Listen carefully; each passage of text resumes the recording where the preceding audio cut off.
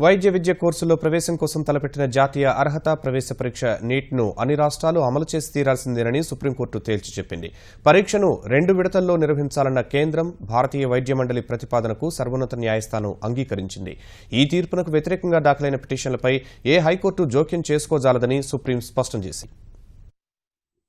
వైద్య విద్య కోర్సుల్లో ప్రవేశం కోసం కేంద్రం నిర్వహించతలపెట్టిన జాతీయ ఉమ్మడి అర్హత ప్రవేశ పరీక్ష నీట్పై నెలకొన్న సందిగ్ధతకు సుప్రీంకోర్టు తెరదించింది. నీట్కు వ్యతిరేకంగా సంకల్ప్ చారిటబుల్ అనే స్వచ్ఛంద సంస్థ దాఖలు చేసిన ప్రజా ప్రయోజన వ్యాజ్యాన్ని విచారించిన జస్టిస్ ఏఆర్ దవే నేతృత్వంలోని సుప్రీంకోర్టు త్రిసభ్య ధర్మాసనం కేంద్రం సమర్పించిన షెడ్యూల్ ప్రకారం మే 1, జులై 24న 2 విడతల్లో పరీక్ష జరుగుతుందని స్పష్టం చేసింది.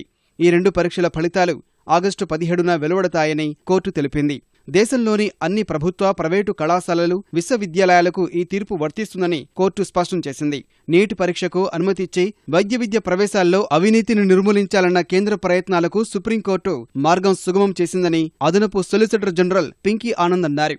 The Supreme Court today very categorically paved the way for NEET examination to take place. As you know, NEET itself has been a major move of the government to put into place a uniform medical examination system which puts everybody at the same level and informs uniformity and informs that all the corruptions in the system are weeded out. In demand of this, NEET had been put into place by the central government because there was a stay in the matter and ultimately there was a judgment. వైద్య విద్య కోర్సుల్లో ప్రవేశానికి దేశవ్యాప్తంగా నిర్వహించతలపెట్టిన నీట్పై తమిళనాడు, కర్ణాటక, ఉత్తరప్రదేశ్ సహా వివిధ రాష్ట్రాలు అభ్యంతరాలు వ్యక్తం చేస్తున్నాయి. ఈ పరీక్ష నిర్వహణను రద్దు చేస్తూ 2013లో సుప్రీంకోర్టు తీర్పు ఇవ్వగా ఈ నెల 11న దాన్ని వెనక్కి తీసుకుంది.